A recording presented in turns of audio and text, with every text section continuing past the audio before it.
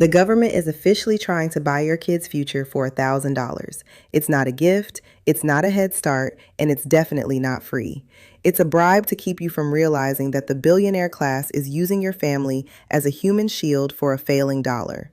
While you're distracted by the news, there's a new box on your tax return this month called Form 4547. If you check it, they'll drop $1,000 into an account for your kid. But here's the catch. That money is legally required to be pumped right back into the pockets of the very people who run this system. By the time we're done today, you're going to see exactly how this big, beautiful bill is actually a big, beautiful trap designed to turn your child into a permanent buyer for Wall Street.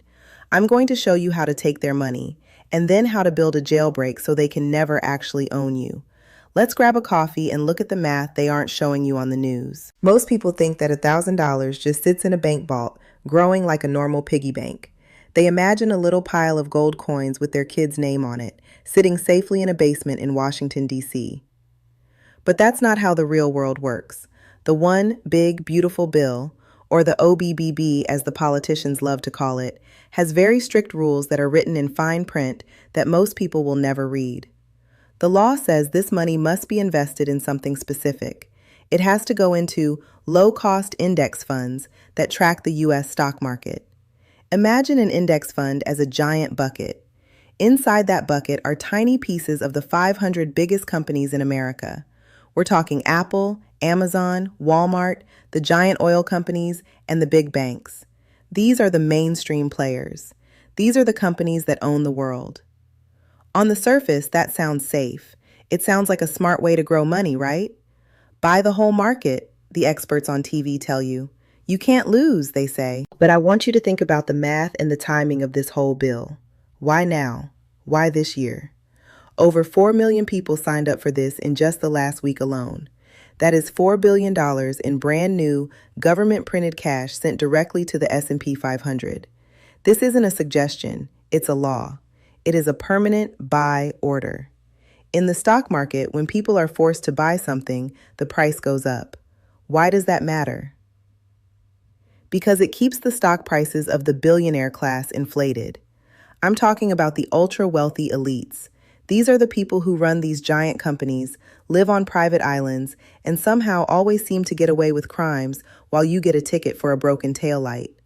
These billionaires need people to keep buying their stocks so their own net worth stays high. If everyone stopped buying stocks today, the billionaires would lose their fortunes tomorrow. They need new money to keep the game going. They need what we call exit liquidity. Think of it like a game of musical chairs. The billionaires have been sitting in the chairs for decades getting rich, but now the music is slowing down. They want to get up and leave the game with their money, but they can't leave unless someone else sits down in their chair. By giving your kid $1,000 and forcing them to buy stocks, the government is making sure your kid is the one sitting in the chair when the music finally stops. They are making your child a bag holder. That's a term we use in investing for the person who gets stuck with a worthless asset after everyone else has already run away with the cash. To understand why this is happening, we have to look at what happened in 1971. That was the year the U.S. officially left the gold standard. Before then, every dollar was backed by a piece of gold. You could literally walk into a bank and trade your paper for metal. But once they broke that link, the government gained the power to print as much money as they wanted. Since 1971, the value of the dollar has dropped by over 90%. This $1,000 gift is just a tiny fraction of the wealth they've already stolen from your family through that printing press. They are giving you a crumb while they keep the entire bakery. While you're distracted by that $1,000, did you see what else was buried in that 5,000-page bill? This is the part they don't talk about on the nightly news. The OBBB permanently raised the estate tax exemption to $15 million. Now, what does that actually mean? An estate tax, or a death tax, is a tax the government takes when a wealthy person dies and leaves their money to their kids. By raising the limit to $15 million, the government is basically saying to the billionaire class, don't worry, we'll make sure your kids keep almost every penny.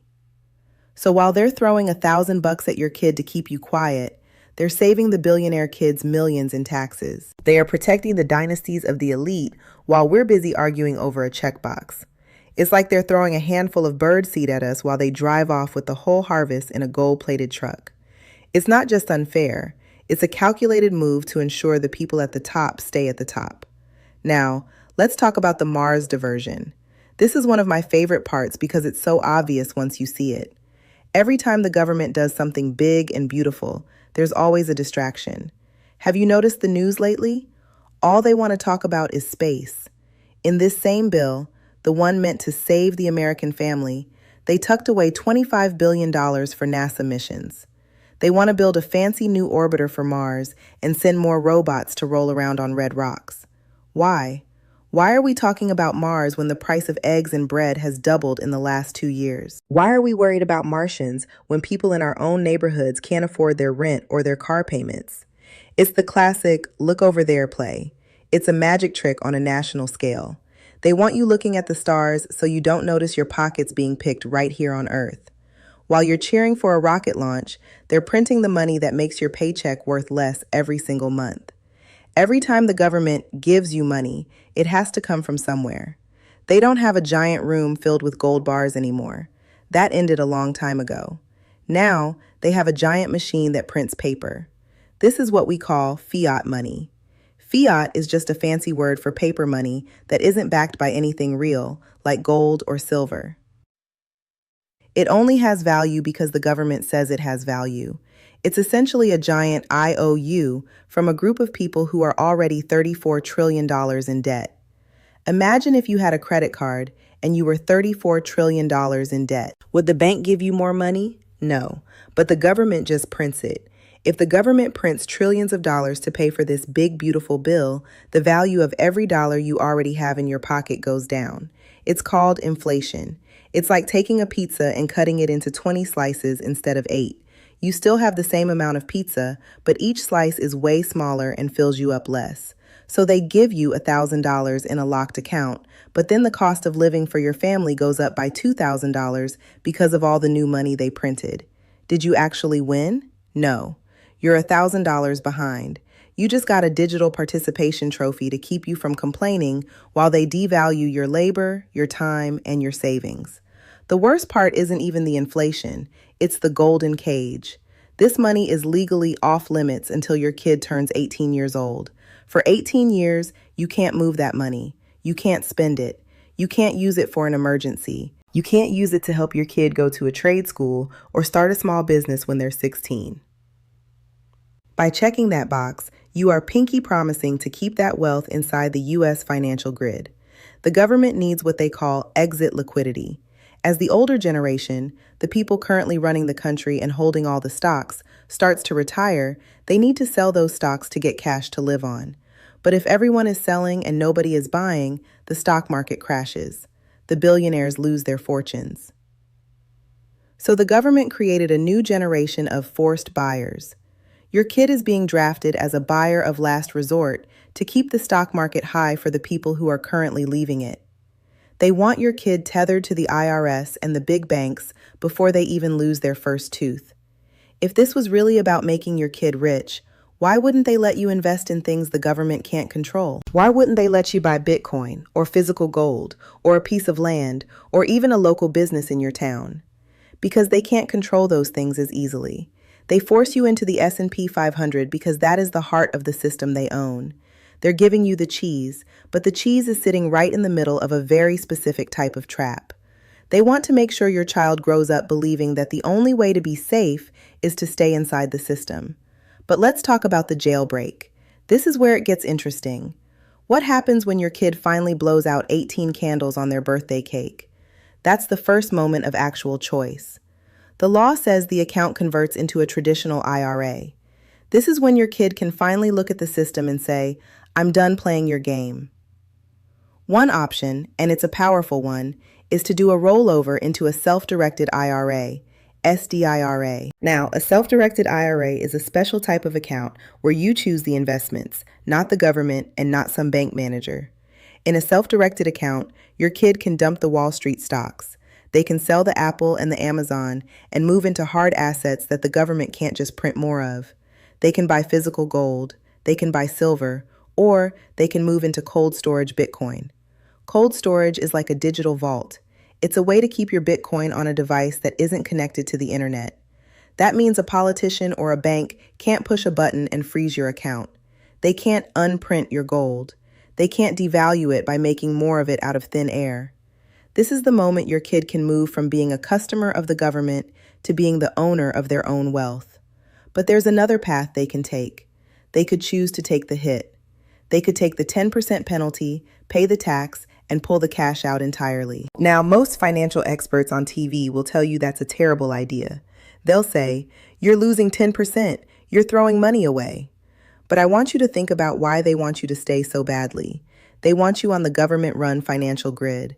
They want you in a system where they can see every move you make, every dollar you spend, and every penny you save.